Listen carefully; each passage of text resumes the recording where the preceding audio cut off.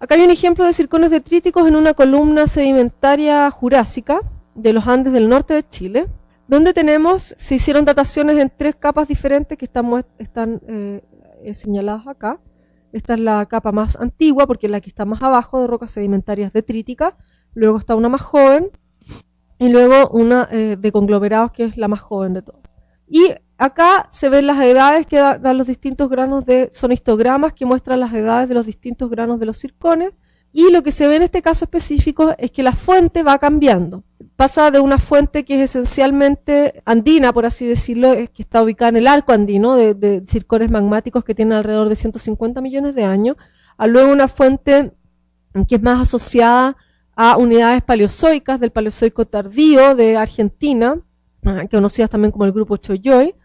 Y finalmente, cuando ya es más joven, empiezan a haber circones de edades muy antiguas, de 1500 y 1600 millones de años, que solamente pueden provenir de los cratones, es decir, de estas grandes rocas o masas continentales muy antiguas que se encuentran solamente en Argentina. Esto quiere decir que las rocas fuentes de estas rocas andinas estaban todas ubicadas hacia el este en Argentina, y que primero eran fuentes probablemente que estaban cerca de donde estaba esta cuenca sedimentaria, y a medida que pasaba el tiempo, las rocas estaban cada vez en zonas más alejadas, en estos cratones argentinos. Sin embargo, las edades que se obtienen son todas más antiguas que la verdadera edad de depositación, que sería más o menos los 156 millones de años. Ese es el momento en que las rocas se depositaron. Y en este caso está marcado por las edades más jóvenes las edades de los circones más jóvenes, que son más o menos 156 millones de años.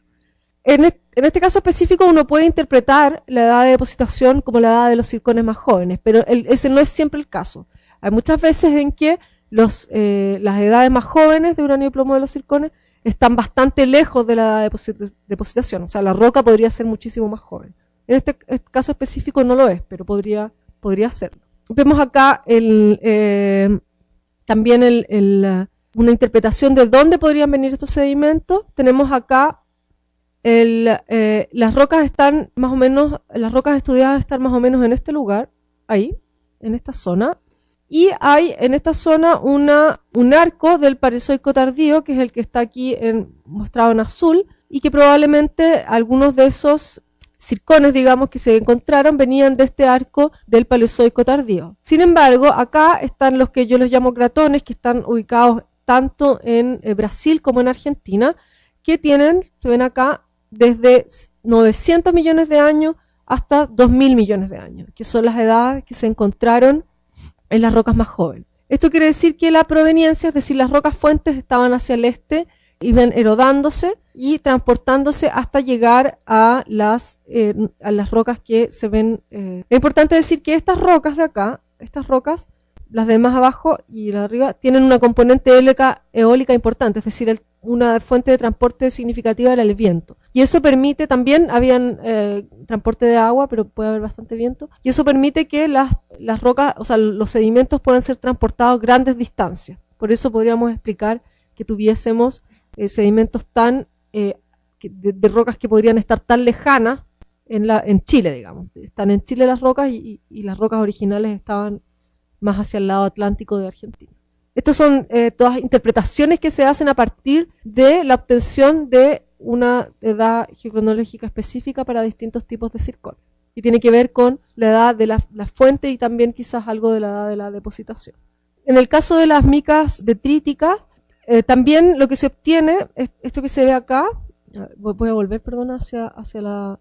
Lo que vemos acá son histogramas, y estos histogramas dan origen a curvas, que no se ven muy bien, están en rojo acá, son curvas, y estos diagramas que están acá representan esas curvas. No se ven las barras de los histogramas, pero se ven las curvas que generan estos histogramas. Entonces, si nosotros tenemos, lo que hace este artículo, digamos, lo que hace ver es cómo, según la forma del histograma, nosotros podríamos determinar cuál es el proceso que llevó a exhumarse y erodarse a la roca madre. Por ejemplo, si tenemos un solo pic importante de rocas de argón-argón en micas detríticas, podemos decir que la fuente, que van a ser rocas ígneas, se generó y se exhumó, es decir, salió a la superficie, toda la capa que está arriba se erosionó y quedó expuesta a la erosión de manera bastante rápida. Si tenemos un histograma mucho más expandido en el tiempo, con varios pics, podemos hablar que tenemos una exhumación más bien lenta, digamos, y una erosión lenta, que permite que se vayan reseteando, digamos, es decir, que vayan rejuveneciéndose las edades de las micas.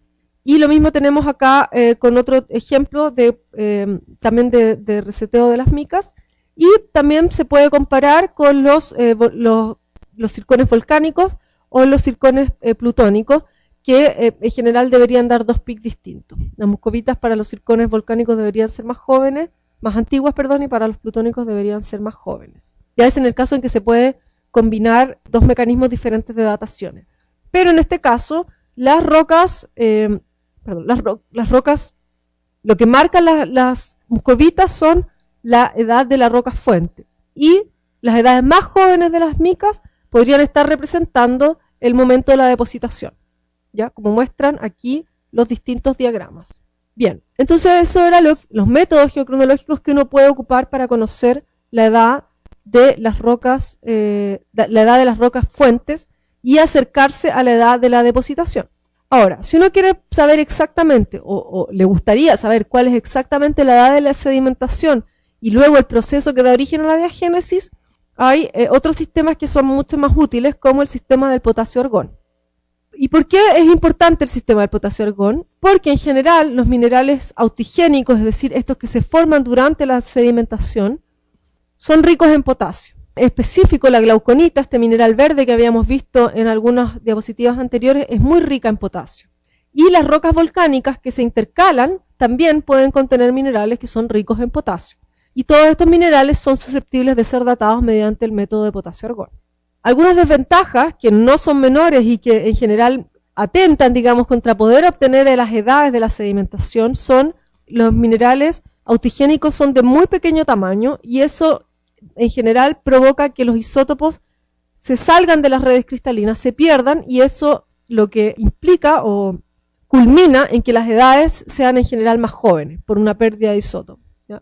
Por la manera en cómo se calcula las edades finalmente a partir de los isótopos. Y otro problema importante es que son difíciles de separar. Por ser tan pequeños, estamos hablando de minerales que tienen tamaño de arcilla, es decir, que tienen menos de 40 micrones, 0,004 milímetros, son muy muy pequeños, entonces son muy difíciles de separar mecánicamente, porque todas estas separaciones se hacen de manera manual, no existen máquinas que puedan separar un mineral específico, por eso son bastante complicados. Pero si uno puede, en el fondo, sobreponerse a esas desventajas, puede llegar a tener edades muy cercanas a lo que realmente representó la sedimentación y la diagénesis. Vamos a ver entonces un ejemplo de la aplicación del método potasio-argón para minerales autigénicos. Esta es una dataciones hechas en lutitas miocenas en los Estados Unidos, donde se tomaron muestras de las rocas en sondajes. ¿Ya? Acá abajo está la profundidad a la que fueron tomadas las muestras, acá están los resultados de las edades, y las distintas fracciones que se analizaron es de 2 a 10 micrones, todo tamaño arcilla, 2 a 10 micrones, 0,5 a 2 micrones, la roca total, es decir, no se separó por fracción, por tamaño, sino que se toma una muestra completa y se analiza, y luego la fracción más fina, que es la de menor a 0,5 micrones. Los componentes de estas rocas son principalmente aguilita y esmectita, y estos son 2 tipos de arcilla o filisilicatos ya tipo arcilla. Las hilitas corresponden a los silicatos menos maduros, digamos, de menor grado de cristalización o diagénesis, y las esmectitas ya son las de mayor grado de diagénesis, o ya incluso pasando a un metamorfismo. Entonces los resultados muestran que a pocas profundidades de los sondajes hay una variación de las edades. Las rocas los tamaños de partículas más grandes son los más antiguos, digamos, y las rocas de partículas más pequeñas son las más jóvenes. Esto se interpreta como que los minerales más grandes, que son todos tamaño arcilla, pero son de mayor tamaño dentro de eso, están indicando la proveniencia. Están indicando que que las rocas fuentes son rocas de mayor a 300 millones de años, 200 millones de años, y estos minerales son principalmente minerales volcánicos, las fuentes serían volcánicas, son sanidina, biotita, horblenda y plagioclasa. Las edades jóvenes, compuestas por por estos minerales de muy pequeño tamaño representan a los minerales autigénicos, minerales muy, muy pequeños de arcilla muy, muy fina, que podrían ser glauconita o arcillas específicas y que se generan durante la sedimentación. Es decir, en este caso la sedimentación se habría producido aproximadamente a los 150 millones de años y está dada por las dataciones en estos minerales autigénicos. A medida que se profundiza en los sondajes, estas rocas, las fracciones más gruesas van haciendo edades cada vez más jóvenes, las fracciones más pequeñas se demora un poco en volverse más jóvenes, pero luego todos tienden a ser una edad de alrededor de, entre 100 y 120 millones de años, y eso estaría en general mostrando ya la etapa de la diagénesis o del metamorfismo, es decir, que hay mayor temperatura, que esta temperatura o la circulación de fluidos permite que los isótopos salgan de los minerales y se generen edades artificialmente más jóvenes. Entonces, a partir de estas distintas tamaños de muestra, uno podría determinar cuáles son los procesos de proveniencia, los de sedimentación y luego los de diagénesis y compactación. O sea, diagénesis y ya más bien metamorfismo de carga, es decir, más alta temperatura. Ese es un ejemplo de cómo se puede aplicar un método geocronológico para conocer el momento de la depositación de la roca y no solo la fuente. Otro ejemplo de cómo se puede determinar los momentos de depositación de las rocas es el potasio-argón en rocas volcánicas intercaladas. Este es un ejemplo hecho por geólogos del Servicio Nacional de Geología y Minería de Chile y que tenía como objetivo establecer una periodicidad o constreñir temporalmente las grandes erupciones volcánicas, pero también sirvió para datar depósitos neógenos, sedimentos neógenos que se encuentran en la cordillera de la costa. Y esto permite estimar las condiciones atmosféricas y también datar las etapas de volcanismo, perdón. Entonces acá tenemos, en esta foto, están tomadas aquí en el norte de Chile, donde hay un clima hiperárido, y la cordillera de la costa se han generado distintos depósitos neógenos bastante recientes, de menos de 5 millones de años, y entre ellos hay intercaladas cenizas volcánicas que provienen de esta parte en lila, que es el arco volcánico neógeno, digamos, o actual, reciente. Y lo que se ha obtenido son las distintas edades para estas rocas que van entre 22 y 1 millón de años, digamos.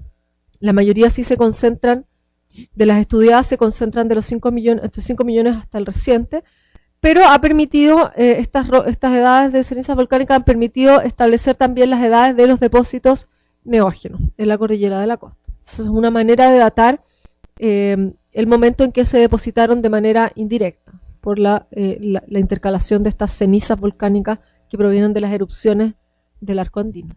Habíamos hablado que otro proceso importante o interesante de conocer en las cuencas sedimentarias no tiene que ver necesariamente con la roca fuente o en el momento de la sedimentación, sino más bien con la evolución termal de la cuenca. Y esto está relacionado principalmente a la maduración de los hidrocarburos, a la concentración de los hidrocarburos, la generación de petróleo, gases y otros elementos que pudieran necesitarse para la combustión.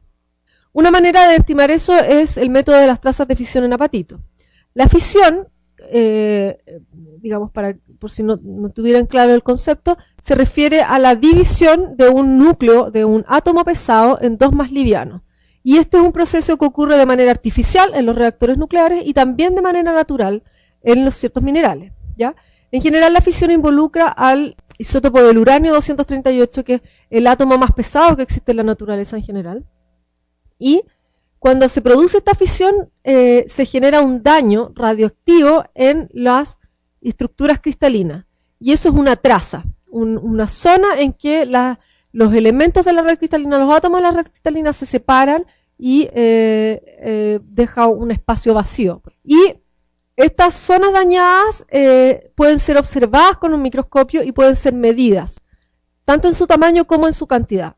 Y este daño de las marcas va a ser proporcional a la desintegración del isótopo. La velocidad de desintegración de los isótopos se conoce, es decir, se sabe cada cuánto tiempo un uranio va a generar una fisión, un átomo de uranio se va a fisionar, digamos. Entonces, uno puede contar la cantidad de marcas y puede saber entonces el tiempo que ha pasado desde que el uranio empezó a fisionarse hasta el momento de ahora. Pero esa no es la aplicación más importante o más interesante, sino el hecho de que estas trazas, al pasar los 60 grados, comienzan a borrarse, comienzan a hacerse cada vez más pequeñas y la estructura del cristal empieza a reponerse. Y cuando se llega a los 120 grados Celsius de temperatura, las trazas se borran completamente. Entonces uno vuelve a tener un mineral en edad cero, por así decirlo. Y la temperatura entre 60 y 120 define también la maduración de los hidrocarburos en las cuencas sedimentarias, entonces por eso tiene una significación, el estudio es particularmente útil para conocer estas evoluciones. APAZ significa Apatite Partial Annealing Zone, es la zona de borrado parcial de las trazas de los apatitos. Esa es la zona que en general se estudia. Entonces, lo que se estudia para la evolución termal de las cuencas sedimentarias es establecer patrones de enterramiento, es decir, la cantidad de sedimento que viene por sobre lo que ya está depositado, una cuenca que está llenándose, digamos, que está hundiéndose y que se está llenando con más sedimento, y establecer los gradientes termales dentro de esa cuenca. Como les dije, el rango de borrado de estas trazas de fisión coincide con la temperatura de maduración de los hidrocarburos, es decir, cuando se genera el petróleo, y entonces esto se utiliza para estudiar las cuencas que contengan combustibles fósiles. Y lo que se hace en general es que se realizan sondajes en diferentes sectores de la cuenca, que generalmente son los sondajes también para buscar petróleo, y de ahí se recolectan zircones o apatitos detríticos. En general lo que más se ocupa son los apatitos porque la temperatura es más baja y más similar a lo que se estudia. Y se realiza un estudio que identifique en la cuenca dónde está la zona de borrado parcial de las trazas, es decir, dónde está la zona entre los 60 y los 120 grados Celsius, dónde estuvo ahora y dónde estuvo en el pasado también, para poder saber dónde pudieron haber madurado los hidrocarburos. Vamos a ver un ejemplo de la cuenca de Williston en Canadá, donde hay rocas carbonatadas y sedimentarias paleozoicas que sobreyacen a un basamento precámbrico. Pero como pueden ver, estos ejemplos se pueden ocupar en rocas bastante antiguas. Son rocas sedimentarias bastante antiguas que han permanecido en los primeros kilómetros de la superficie terrestre desde el Paleozoico, es decir, aproximadamente 400 millones de años hasta la actualidad. Es una cuenca importante porque allí se definió por primera vez el sistema geológico del petróleo. Entonces es una clásica zona de estudio para saber cómo es la geología del petróleo. Y los datos de trazas de fisión indican que existió un alto gradiente geotermal en el Paleozoico tardío, es decir, alrededor de los 300 millones de años hubo un gran gradiente geotermal que produjo una cierta maduración de los elementos. Vemos acá los gráficos hechos en este estudio. Aquí los puntos negros indican dónde se hicieron los sondajes y las líneas indican las temperaturas que se alcanzaron en esta cuenca.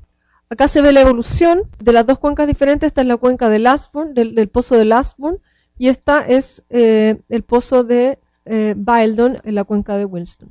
Entonces vemos que la evolución es bastante importante. Acá hay un enfriamiento progresivo de los sedimentos y luego hay un aumento del gradiente geotermal en el Paleozoico tardío y luego hay un enfriamiento progresivo hasta llegar a la actualidad. Lo mismo se ve para el Bildon. Hay una zona de un alto gradiente geotermal porque no se registra ninguna traza de fisión y luego va descendiendo para aumentar un poco en el Cenozoico y llegar hasta la actualidad a lo que hay ahora. También se puede determinar a partir de esto la historia del enterramiento de un punto específico, cómo ha ido variando el enterramiento, y aquí se define que en el Paleozoico tardío hubo un flujo importante de calor, un gradiente geotermal muy importante, que se puede modelar a partir de los resultados de las trazas de fisión y que indica que en este momento probablemente se produjo una etapa importante de la maduración del petróleo, de la generación del petróleo en esta cuenca específica. Entonces, ese es un ejemplo de cómo se puede ocupar los métodos geocronológicos para datar yacimientos, digamos, económicamente importantes en cuencas sedimentarias. Otro ejemplo importante para datación de depósitos de minerales metálicos en rocas sedimentarias son las que constituyen las dataciones de renio y osmio en oro y pirita para yacimientos de tipo placer de oro, y que esto es oro que se acumula en los detritos, es decir, que es un mineral pesado y se acumula en el proceso de sedimentación, y la utilización del método rubidio-estroncio en la blenda o la esfalerita, que es un mineral metálico, que se genera en los depósitos de origen químico de plomo y zinc. Ya, vamos a ver primero el ejemplo del renio y osmio con el oro y la pirita. Para ver esto vamos a ver uno de los depósitos de oro de placer más importantes del mundo, que es el depósito del Witwatersrand en Sudáfrica. Es una cuenca muy grande que correspondía a lagos intermontanos en un basamento arqueano. Quiero decir, esto ocurrió alrededor de los 3.000 millones de años, o sea, en el inicio de muy temprano, la Tierra muy temprana, y lo que se observa es que existe uranio en uraninita, junto a material detrítico en conglomerados que son monomícticos. Monomítico significa que todos los clastos tienen la misma composición, con clastos bastante redondeados, donde además hay vetas de cuarzo, chert y pirita, ¿ya? La fuente de los sedimentos está bien determinada y proviene de granitos del Arqueano que tienen más de 3.000 millones de años, más de 3 gigaaños. Esto correspondía al basamento de la cuenca. Estos granitos se erosionaron y dieron origen a los conglomerados que tienen, además de tener clastos de cuarzo, tienen clastos de oro, o tienen bastante oro, y tienen uranio, ¿ya? La pregunta que ha rondado, digamos, el estudio de este depósito tan importante, o que rondó durante mucho tiempo, es si el oro era hidrotermal o detrítico. Es decir, si el oro provenía de la fuente de los sedimentos y había sido erosionado y acumulado junto con los otros clastos, si en un momento posterior a la depositación habían venido fluidos hidrotermales y habían depositado el oro de manera como vetillas o reemplazo de otros minerales. Vemos acá en la derecha el modelo del origen del depósito de tipo placer. Placer se llaman así los depósitos de oro sedimentario, de oro detrítico, donde se supone que hay una fuente, que serían los granitos arqueanos, que tenía mucho oro, y que esta fuente se erosionó y fue a parar a un mar intercontinental o algún lago muy grande, digamos, por acción del agua, combinada del agua y la gravedad. El modelo hidrotermal postula que una vez que ya se habían producido estos depósitos sedimentarios detríticos importantes, a través de fallas circularon fluidos hidrotermales que depositaron el oro.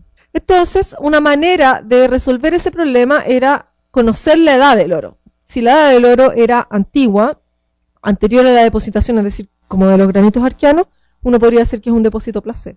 Si es más joven, es que es hidrotermal, porque el proceso hidrotermal tiene que ser más joven que la sedimentación, y el modelo de placer exige que el oro sea más antiguo que las rocas sedimentarias. Entonces lo que se hizo es que se dató con el método renio-osmio en partículas de oro nativo y de pirita que se encontraban en este conglomerado, y se obtuvo que la edad del oro y de la pirita estaba alrededor de los 3.000 millones de años, los 3 gigaaños, 3.000 millones de años, y eso es más joven que la edad de las rocas que se conoce por estratigrafía de las rocas sedimentarias. Entonces, quería decir que reforzaba la hipótesis de que se trataba de un depósito de placer, es decir, que el oro fue erosionado desde su fuente y depositado junto con los otros clastos. Ahora, ¿por qué existía uraninita y pirita si estos dos minerales no resisten los procesos de meteorización? Es porque en esa época, como vimos antes con los de las formaciones bandeadas de hierro, no había oxígeno en la atmósfera, por lo tanto no se producía la meteorización de estos elementos. Por eso sobrevivía la uraninita y sobrevivía la pirita sin oxidarse. En el caso de los depósitos de plomo y zinc, que son depósitos que se generan en rocas carbonatadas en general, por reemplazo de rocas carbonatadas o durante la precipitación de rocas carbonatadas, es muy abundante un sulfuro que es llamado la esfalerita, que es un sulfuro de zinc y fierro que tiene distintas proporciones de zinc y fierro. Esta esfalerita puede incorporar una cierta cantidad de rubidio en su red cristalina y prácticamente no tiene estroncio, por lo tanto permite obtener edades de rubidio estroncio, y estas se pueden contrastar cuando se incluyen inclusiones dentro de la esfalerita que tienen un estroncio mucho más alto, ¿ya?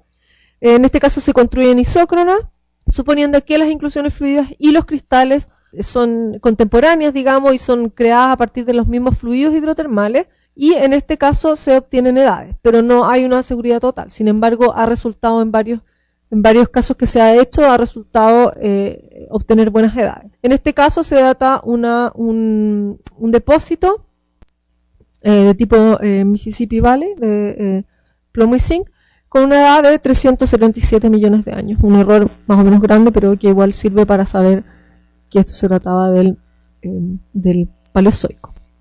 Ahí está, el extremo el extremo izquierdo con muy baja cantidad de rubidio son las inclusiones que permiten establecer cuál era el estroncio inicial y construir una isocrona confiable, pero la falerita. Ahora vamos a continuar con el capítulo de petrogénesis y geocronología de rocas metamórficas. Una roca metamórfica es una roca que se forma a partir de otras preexistentes mediante un proceso de metamorfismo. Entonces, al igual que las rocas sedimentarias, es el producto final de una serie de procesos que ocurren para llevar a que esta roca, digamos, metamórfica exista. Por lo tanto, la información contenida en la roca sirve para identificar estos procesos y para saber cómo ocurrieron, bajo qué condiciones ocurrieron. Por lo tanto, además de poder identificar la roca, también se puede determinar cómo llegó a existir de esa manera. A partir de sus componentes se identifica qué es lo que ocurrió para que estos llegaran a estar en las cantidades que existen, digamos, y tener las texturas que tienen. El metamorfismo proviene de las palabras, la palabra metamorfismo proviene de las palabras meta, que significa cambio, y morph, que significa forma. Entonces, es un cambio en la forma. Lo importante es que el metamorfismo es una transformación en estado sólido de la estructura o la composición química de un mineral o de una roca cuando ésta es sometida a condiciones de temperatura o presión distintas a las que la originaron o cuando recibe una inyección de fluidos. Los conceptos importantes son: la transformación es esencialmente o exclusivamente en estado sólido. No ocurre una fusión, como en el caso de las rocas ígneas, no se genera un fundido silicatado o un líquido. Solamente las transformaciones son a niveles cristalinos. Se puede transformar tanto la estructura como la composición química de un mineral o de una roca. En general, en los inicios el metamorfismo fue siempre considerado un proceso isoquímico. ¿Qué se refiere con isoquímico? Que la composición química de la roca final no era diferente a la inicial, a cómo era la roca inicialmente. Sin embargo, se sabe ahora que el metamorfismo incluye una importante cantidad de circulación de fluidos. Y estos fluidos pueden traer elementos desde fuera del sistema y dejarlos en la roca metamórfica final. Por lo tanto, también puede haber un cambio en la composición química, un cambio significativo en la composición química de la roca metamórfica con respecto a la roca original, que fue la que se transformó. Entonces, lo que tenemos es que los elementos en general se redistribuyen en las redes cristalinas, vuelven a generar nuevas redes, algunos salen de las redes, otros entran, y lo que queda generado particularmente es estable a las nuevas condiciones de presión y temperatura a la que es sometida la roca. La roca se generó con una presión y temperatura específica, probablemente luego salió a la superficie o no, y después vuelve, generalmente por enterramiento, vuelve a aumentar la presión, vuelve a aumentar la temperatura, y los minerales se adaptan a estos cambios y generan las modificaciones en las estructuras cristalinas. A diferencia de las rocas sedimentarias, los procesos que gobiernan a la generación de las rocas metamórficas, que gobiernan los cambios que dan origen a las rocas metamórficas, son procesos endógenos, procesos que ocurren bajo los primeros 5 kilómetros de la superficie terrestre, a presiones mayores a 0,5 kilobares. 0,5 kilobares corresponde aproximadamente a más de 2 kilómetros, y temperaturas por sobre los 150 grados Celsius.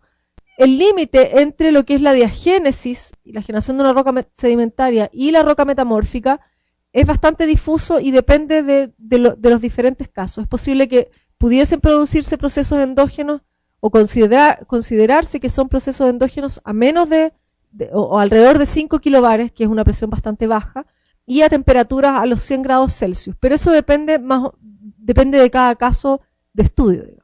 El límite está en general entre los 100 y los 150 grados Celsius y alrededor de los 0,5 kilobares, sin presencia de presencia de una zona de oxidación, es decir, sin contacto con la atmósfera, con la hidrosfera, con las aguas meteóricas oxidantes, ¿ya? Procesos endógenos. Volvemos a ver este diagrama del ciclo de las rocas. Habíamos visto que las rocas sedimentarias, para pasar de rocas ígneas a sedimentarias, estábamos en la zona más bien de la derecha de este diagrama, donde los procesos de erosión y meteorización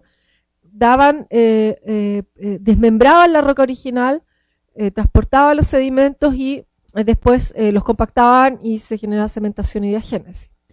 Ahora, en el metamorfismo estamos al lado izquierdo, donde requerimos en general un aumento de la temperatura y un aumento de la presión por sobre la roca original. Cuando vamos hacia el extremo del aumento de la temperatura y la presión, podemos generar una fusión, de ahí producimos un magma, acá está la fusión, producimos un magma y con este magma ya generamos lo que sería una roca ígnea. Entonces, el ámbito del metamorfismo de las rocas metamórficas es hasta antes de la fusión, es decir, desde la diagénesis y hasta antes de la fusión nosotros tenemos el rango de acción del metamorfismo. En esos rangos de presión y temperatura se producen los cambios cristalinos, los cambios en la estructura de los cristales, los cambios en la orientación de los elementos, se producen cambios en los elementos entre los minerales, digamos, y se expulsan una gran cantidad de fluidos. Salen desde los minerales una gran cantidad de fluidos como soluciones acuosas portadoras de elementos. Tanto las rocas sedimentarias como las rocas ígneas pueden sufrir metamorfismo y transformarse en rocas metamórficas. Las rocas metamórficas antes de fundirse, la mayor parte de las rocas metamórficas antes de fundirse, en general lo que ocurre es que se meteorizan y sufren erosión y se vuelven una roca, un sedimento y finalmente una roca sedimentaria. Si no, pueden pasar a ser parte de la corteza terrestre y estar muchos millones de años, digamos, en una situación de una roca metamórfica profunda que no se alcanza a fundir. Esta es una roca metamórfica que forma parte de la corteza. Volvemos al diagrama gráfico que muestra cómo se relaciona el ciclo de las rocas, pero ya en términos de la superficie terrestre.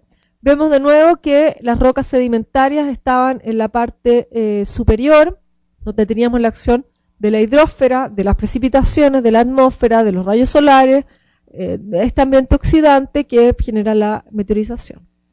Entonces, ¿qué es lo que ocurre? Si nosotros tenemos rocas sedimentarias que se han acumulado cerca de la superficie terrestre, en los primeros kilómetros de la Tierra, pero estas rocas son progresivamente tapadas por otras rocas, es decir, van subsidiendo, van profundizándose y además pueden ser sujetas a presiones distintas o más fuertes, digamos, a esfuerzos compresionales diferentes, pueden comenzar a deformarse y aumenta muchísimo su temperatura y su presión.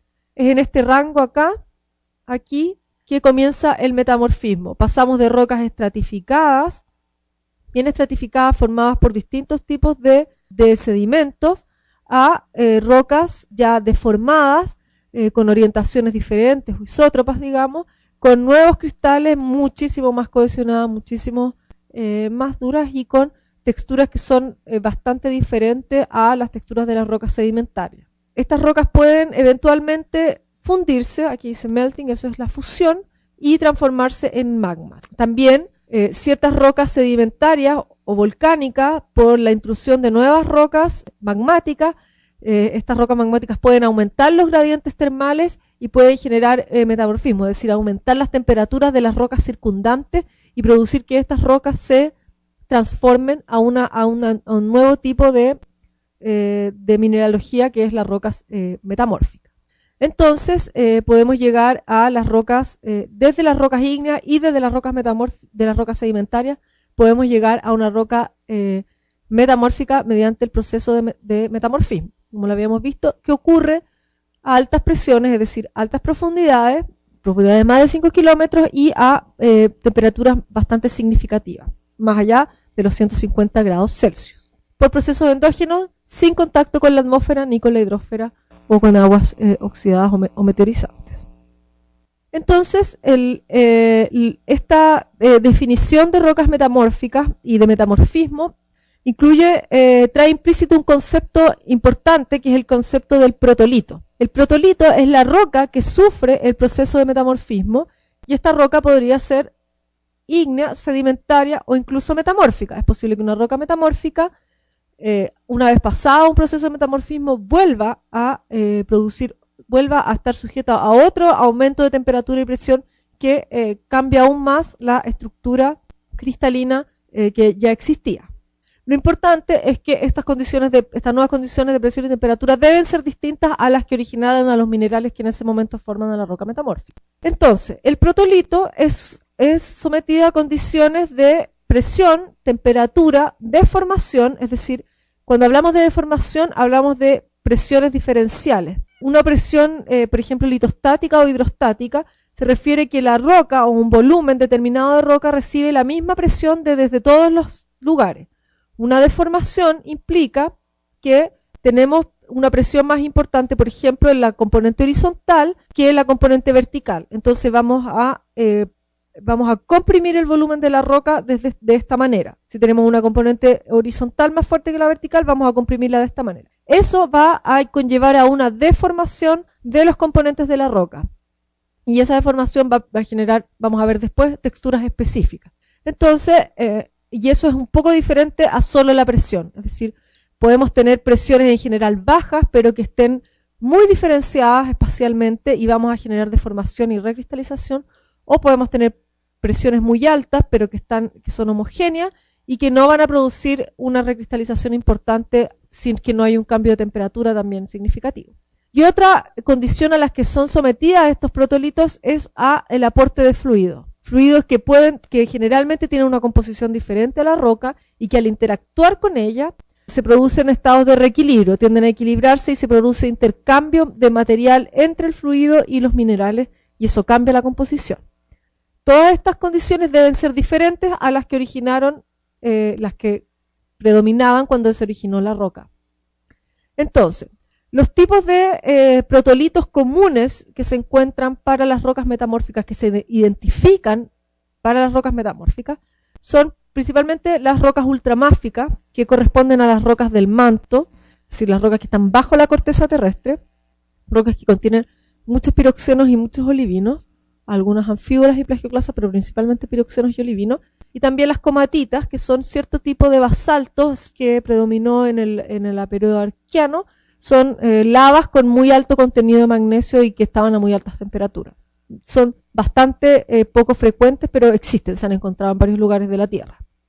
Las rocas máficas, que son bastante comunes, que son los basaltos, los gabros y algunos tipos de grauvacas. Grauvacas son un tipo de roca sedimentaria que está formada principalmente por restos de rocas basálticas o máficas. Los gabros son los equivalentes intrusivos de los basaltos. Las rocas pelíticas, que se refieren así, en general, es la denominación que se le da a las rocas clásticas finas. Estas son rocas sedimentarias finas, se les llama rocas pelíticas cuando se quiere hablar de un protolito pelítico, para después referirse a una metapelita cuando uno habla de una roca metamórfica que proviene de una roca sedimentaria de fracción fina. Las rocas pelíticas son las lutitas y las limonitas. Recordemos que todas estas son, o fangolitas, que todas estas son rocas con clastos de tamaño limo o más pequeño que ello, y algunas de ellas son fisibles, es decir, se pueden quebrar en láminas. Están las rocas carbonatadas, que son las rocas sedimentarias químicas, que corresponden principalmente a calizas y dolomitas, y después generan rocas metacarbonatadas, generan mármol, o algunos tipos de metacarbonatos como ese. Están las rocas cuarcíferas, que podrían ser rocas químicas o clásticas, pero que en general contienen una gran cantidad de sílice. Estos son los cherts, recordemos que los cherts podrían ser químicos o biogénicos, y también están las areniscas cuarcíferas, que son sedimentos finos, muy ricos en cuarzo. Y luego están las rocas cuarzo-feldespáticas, que son las arcosas areniscas, con una gran cantidad de feldespato y cuarzo, y los granitos. Algunos equivalentes también de esos en rocas volcánicas, pero en realidad son muy minoritarias las rocas volcánicas, corresponden a eso. Entonces, ¿por qué son importantes los protolitos? Porque como yo les dije anteriormente, el estudio de las rocas metamórficas en realidad no se centra en qué es una roca metamórfica hoy, sino cuáles son los procesos que llevaron a formar esa roca metamórfica. Y dentro de ellos es muy importante conocer cuál era la roca original, porque desde ahí uno puede empezar a trazar los distintos procesos y los aumentos de presiones y temperaturas. Vamos a ver ahora un poco los límites del metamorfismo. Como yo les había dicho antes, a baja temperatura el metamorfismo limita con la diagénesis. Las rocas sedimentarias en general están sometidas a la diagénesis, pero las rocas ígneas no. Sin embargo, hay muchas rocas ígneas que salen a la superficie, digamos, las rocas volcánicas se extruyen en la superficie, las rocas subvolcánicas están muy cerca de la superficie, algunas rocas intrusivas pueden llegar por procesos de compresión, exhumación, pueden llegar a la superficie, uno puede ver granitos y gabros en los cerros, digamos, y una vez que están expuestas a la superficie y no son erodadas, pueden después por otros procesos terrestres volver a enterrarse, digamos, y en algún momento de ese enterramiento en que comienza a aumentar la presión y la temperatura, estas rocas, en conjunto con circulación de fluidos, pueden comenzar a generar nuevos minerales a partir de los que ya existen. Y es ahí donde comienza el metamorfismo para las rocas ígneas. Para las rocas sedimentarias es más evidente porque comienza la diagénesis. Pero estos dos tipos de procesos son un poco similares. La diagénesis comienza a generar a los 70 grados Celsius y termina entre los 100 y los 150, y la alteración de las rocas ígneas comienza también alrededor de los 100 grados Celsius, y esa alteración es ya directamente llamada metamorfismo. Y para las rocas sedimentarias, después de que se ha producido la compactación y la cementación, se generan comienza ya lo que es más bien metamorfismo, que ya es la recristalización de los componentes originales, ¿ya? Ese es el límite de baja temperatura y baja presión. Y a alta temperatura estamos en el metamorfismo va a limitar con la fusión parcial de la roca, que es la anatexis. Generalmente a la anatexis se le llama la fusión cortical porque las rocas metamórficas e ígneas y sedimentarias componen la corteza terrestre, y cuando estas se funden estamos fundiendo entonces corteza terrestre. Y podemos generar un magma que dé origen a una roca ígnea, y ahí ya no estamos hablando de metamorfismo, sino que estamos hablando de una roca ígnea como tal. Entonces, esto también va a estar determinado por el rango de fusión, porque la fusión no es la misma para los minerales, ni las condiciones de fusión son idénticas para todos los minerales, ¿ya? Van a coexistir, depende también de la coexistencia entre líquido y mineral, es decir, como es una fusión parcial, hay cierta parte que se funde, pero otra parte de los minerales puede seguir sujeto a metamorfismo aunque ya haya una parte fundida. Y eso va a dar origen a cenolitos, restitas y enclaves, es decir, todos estos minerales, material refractario que no es capaz de fundirse, puede ingresar de cierta manera al magma para generar un material sólido metamorfizado dentro del magma que se fusionó de la roca. Y también existe un tipo de rocas que se llaman las migmatitas, que es una roca que donde coexisten la roca de metamorfismo de alta temperatura y la roca ya fundida. Los fundidos no se escapan, sino que vuelven a cristalizar en ese mismo lugar. Entonces tenemos un paso, podemos observar en la roca a nivel de un afloramiento, un paso desde un metamorfismo hacia una fusión y recristalización. Esas son las migmatitas. Son rocas bastante estudiadas porque son rocas profundas que se producen, que llegan a la superficie por procesos tectónicos, pero que se generan a profundidades altas y que permiten saber cómo se pasa desde el metamorfismo a la fusión de manera petrológica, digamos, estudiando los minerales y las transformaciones que estos tienen. Tenemos acá dos diapositivas que muestran cuáles son los límites del metamorfismo. Tenemos acá la migmatita, lo que ustedes pueden ver, tomadas del libro de material de Winter del 2011. Lo que podemos ver acá es una zona más oscura que se ve bandeada, de un tamaño de grano pequeño, y esa es la roca metamórfica. Bastante deformada, esas ondulaciones que se ven no son estructuras de estratificación, son minerales que están orientados de esa manera, y que se fundieron en estos canales que se ven acá más rosados.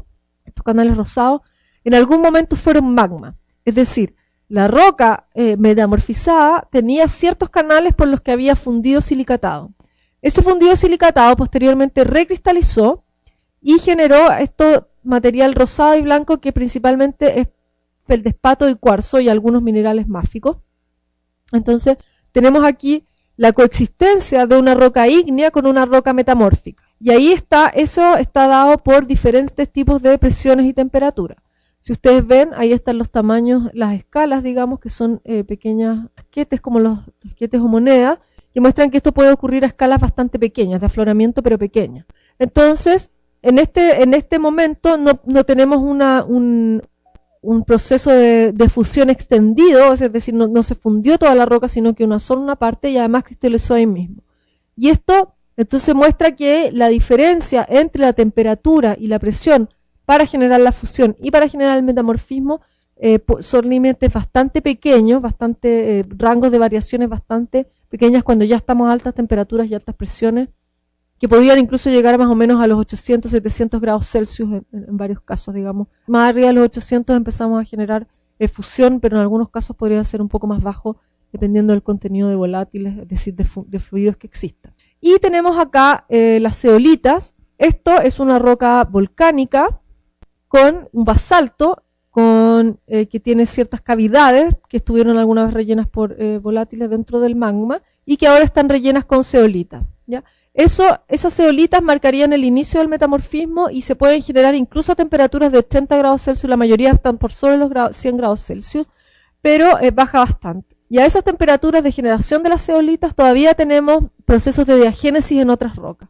Entonces, la precipitación de las zeolitas marcaría ya el inicio del metamorfismo en una roca básica, es decir, que no sufre compactación, ni diagénesis, ni cementación, pero en una roca sedimentaria la generación de una zeolita corresponde exclusivamente a la diagénesis. Sin embargo, ahí ya estamos en el límite inferior del metamorfismo. ¿Cuáles son los controles del metamorfismo? ¿Por qué se generan estos cambios cristalinos en las rocas? El más importante de todos es el control que ejerce la temperatura. Esa es sin duda la variación más significativa de los procesos endógenos. La mayor parte de los procesos endógenos está fuertemente controlado por la temperatura. De manera importante también, pero subordinada, están controlados por la presión. Entonces, la temperatura es el control más importante porque promueve la recristalización y genera granos de mayor tamaño en general.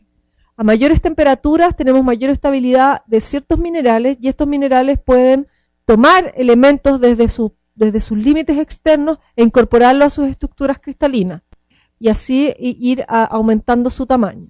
Además, el aumento de la temperatura va a acelerar las reacciones químicas endotérmicas, es decir, aquellas que no liberan temperatura sino que la consumen, van a acelerarse, porque es una manera del sistema de tratar de volver a ser estable. Es decir, si se produce un aumento de la temperatura, para sopesar este aumento, el sistema va a generar reacciones endotérmicas que van a consumir temperatura y esas se van a acelerar y esas son las que van a producir los minerales más estables, ¿ya? Y también porque la temperatura permite sobrepasar barreras químicas de la cristalización. Nosotros sabemos que las reacciones químicas, y las reacciones químicas también en estado sólido, reacciones químicas se producen por un cierto equilibrio, y esas constantes de equilibrio que determinan cuál va a ser la velocidad de la reacción están íntimamente ligadas a la temperatura. Si la temperatura es la que indica, digamos, para cuál va a ser la direccionalidad de las reacciones químicas, y cuando hay una reacción química que es muy difícil de sobrepasar, aumenta la temperatura y aumenta entonces el potencial para que esta reacción se produzca y comienza a generarse los principales cambios. Después, otra de los controles importantes, significativos, es el control de la presión, que aumenta que afecta la estabilidad de los minerales porque produce una disminución del volumen. Entonces, los minerales tienen ciertas características de volumen que les permiten sostener sus redes cristalinas. Si los volúmenes se disminuyen o se ven obligados por el aumento de la presión a disminuir sus volúmenes, estas estructuras cristalinas pueden ser muy inestables y empezar a transformarse en nuevas asociaciones de elementos con nuevas geometrías que son mucho más estables para el volumen más reducido que se genera con el aumento de la presión. Y en general la presión actúa como un elemento importante cuando los gradientes normales se ven alterados. Cuando los gradientes de temperatura que deberían existir para una profundidad específica se alteran, entonces ahí los la presión empieza a actuar como un fenómeno importante. Y si tenemos presiones diferenciadas, podemos producir también la deformación, que lo vamos a ver en el capítulo más adelante. Después, el otro control significativo es el control de los llamados esfuerzos, que están relacionados a la deformación. Recordemos que, como yo les dije anteriormente, cuando tenemos presión hidrostática o litostática, estamos hablando de que la presión sobre un elemento finito, mineral o roca, determinado con sus límites, es igual desde todas las direcciones. Sin embargo, cuando hablamos de esfuerzo, hablamos que la presión es diferenciada y hay un cierto tipo, desde una cierta dirección hay una mayor presión que desde la otra. Por lo tanto, los minerales y las rocas van a tener a deformarse dependiendo de dónde viene este mayor esfuerzo. Entonces, esto se traduce en deformación y cisalle, y el cisalle es lo que se llama el estrés deviatorio, es decir, la presión de magnitud diferente según la dirección espacial. Como yo les mostraba, por ejemplo, si nosotros tenemos una presión lateral, vamos a deformar la ropa de esta manera y podemos llegar a producir un cisalle, una deformación que se produzca solamente en la dirección en que los esfuerzos no son importantes, paralelos a la dirección en que los esfuerzos no son importantes, ¿ya? Y la deformación en general afecta a las texturas y a las estructuras de las rocas y no a su composición. La deformación va a alinear los minerales, va a distribuirlos de una manera u otra, puede romper ciertos minerales, generar pequeños granos y orientarlos, pero por lo general no va a producir intercambio de elementos entre un mineral y otro. Es decir, la composición original del elemento finito de roca va a ser el mismo que el final después de aplicada la deformación y el cisalle. Finalmente, tenemos el control de los fluidos, que es un elemento muy significativo dentro del metamorfismo, porque el metamorfismo prógrado, el metamorfismo en el que va aumentando la presión y la temperatura, siempre supone la liberación de fluidos. Recordemos que cuando aumenta la presión y la temperatura, nosotros lo que se genera es una reducción de volumen, sobre todo con la presión. Y en el caso de la temperatura, también se produce un mayor aumento de las vibraciones entre las redes cristalinas, y eso siempre conlleva la expulsión de fluidos, es decir, los iones H2O, las moléculas de H2O desde las redes cristalinas, que están en las redes cristalinas, salen de ellos cuando aumenta la temperatura y la presión. Como la cantidad de agua contenida en los minerales es muy pequeña, pero es significativa, si todo eso se expulsa, se van a generar fluidos que tienen que circular por los espacios que les queden libres. Y esos espacios que quedan libres, esos fluidos que circulan por espacios que quedan libres, producen intercambio de elementos y favorecen, digamos, también las transformaciones químicas composicionales.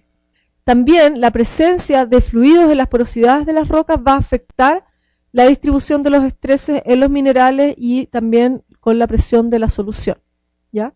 Es decir, cuando tenemos un estrés diferenciado desde una dirección, va a ser diferente el efecto que tenga sobre un mineral específico o sobre el fluido entre minerales, ¿ya? Entonces, además de tener una importancia desde el punto de vista químico, del intercambio, del reequilibrio, del intercambio de elementos químicos entre minerales y fluidos, también tiene una componente importante en términos de cómo se distribuye la deformación dentro de una roca metamórfica que está sometida a esfuerzos diferenciados.